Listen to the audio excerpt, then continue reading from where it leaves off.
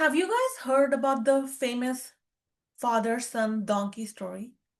Okay, let me expand on what do I mean. So, there was a father and a son, and they had a donkey. And one morning, they were taking their donkey from their house to the market. And on their way, there were villagers across on both sides of the road. So they were walking, and the villagers were making fun of them. They were like how foolish that they have a donkey and they're not using them and they're walking to the market. And the next day, the son sat on the donkey so that, people wouldn't judge them. And the father walked. So people criticized, the villagers actually criticized the son for riding the donkey, and they were calling the son selfish. How selfish of him to sit on a donkey and ride while his father is walking. So the next time they went to the market, do you guys want to guess what happened? Let me expand on what happened. This time the father sat on the donkey and the son was walking, and everybody said that the father is taking advantage of his position, and poor son, he has to walk. So the moral of the story is that people will always judge you. People will always have something to say. It's so much better to do what you actually enjoy. That way, when you are 99 years old and you're looking back to your life, wow, like you actually followed your heart, you followed all your desires.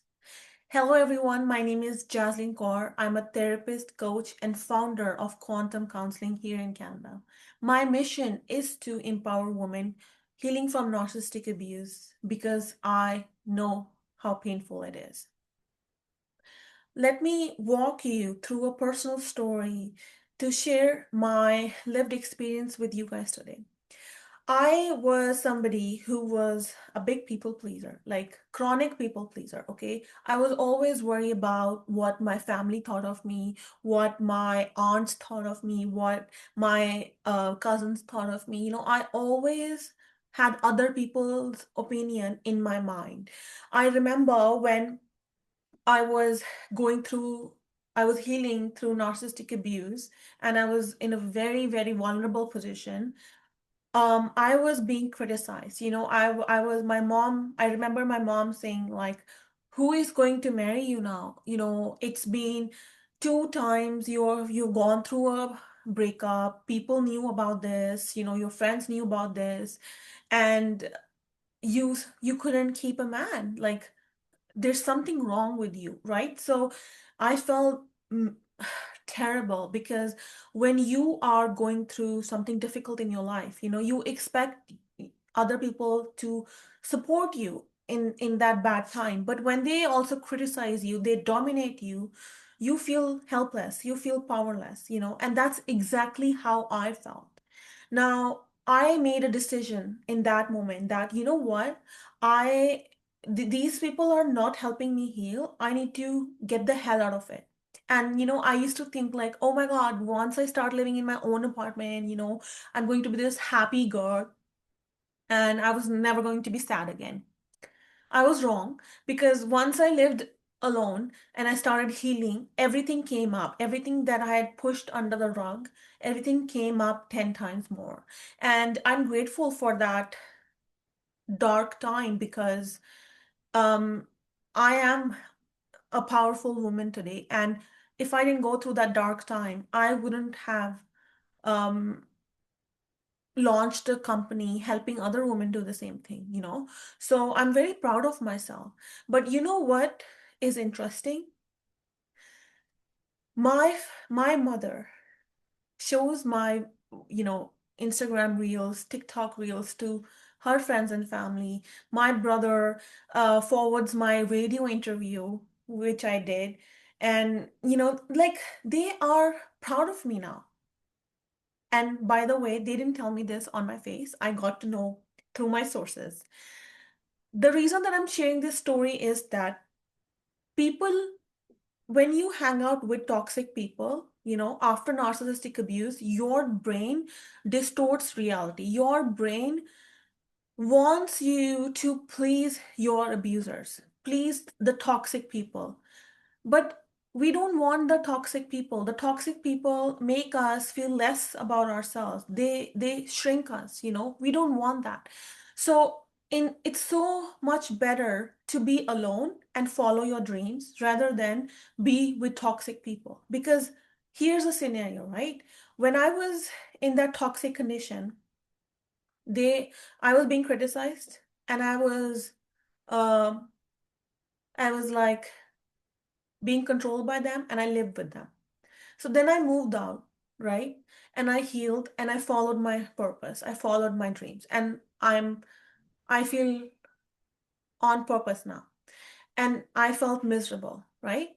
So when I felt miserable, these people they continued criticizing me, right? But now I live an independent life. Now these people cannot criticize me because I'm doing better than them. And I'm not trying to brag about myself, but if you look at my happiness scale and their happiness scale, like, there's a difference. But on my face, they still think I should come back, right? They always make me feel criticized again. So if these people are blood, right, that's fine. But sometimes you grow spiritually, and these people don't grow spiritually. So you guys become not in alignment. It's okay to be alone. It's okay to be in alignment, to be true to your values, then be in a situation and please toxic people. That is not how a sovereign woman deals life. A sovereign woman only spends time with people who respect her, the basic human respect, like not criticizing, not controlling, just accepting, just authentically having that deep connection, that deep human connection one on one, right? So do not worry about so and so doesn't talk to you. Do not worry about, oh my God, if I break up from this narcissist, that aunt is going to think like, oh my God, like she has failed in life, right? Do not worry about them. They'll always have an opinion. You might as well do what you want to do, right? Another example I want to share is that after my breakup, my mom would show me arranged marriages. She was like, "Oh, you tried to do love marriage 2 times and you failed. Now follow my choice.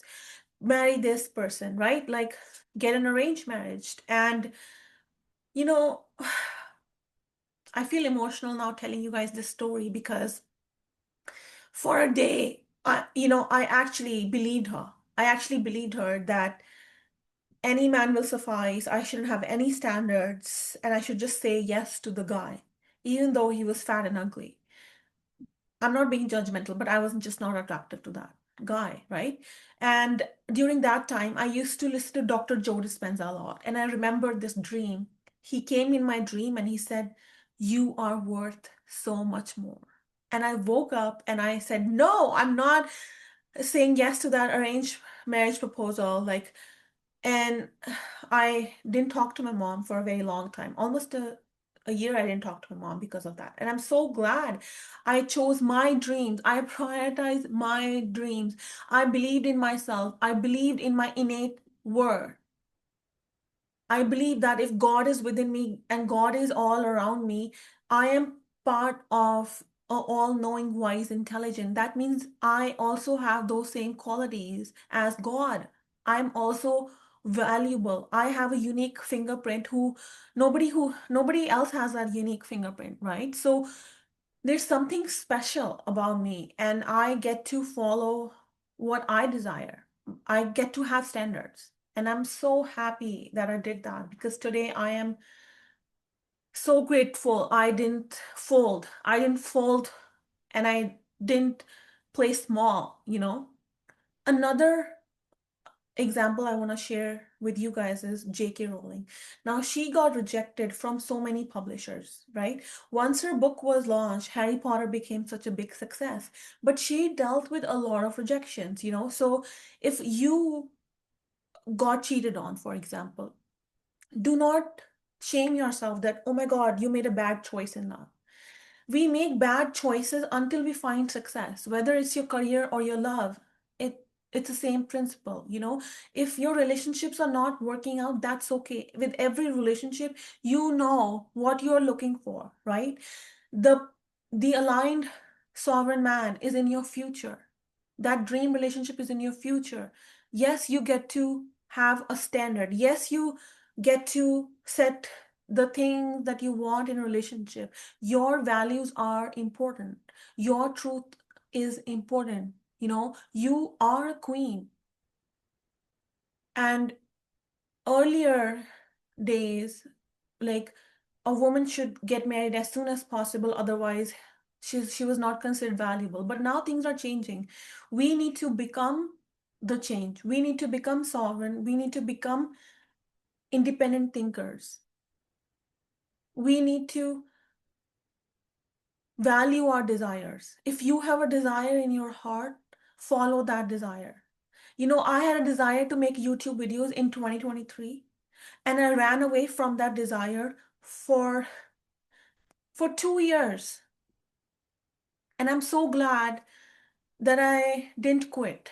I finally valued my desire. I was like, making YouTube videos. It's my desire. I'm honoring my desire. I am a woman. I identified myself as a woman who honors her desires. I'm not going to pretend that I don't like luxury and then I get things that are not luxury, then I get resentful. Why? I'm being authentic. I like luxury goods. That is who I am. I am not going to shame myself. I'm not going to downplay my desires.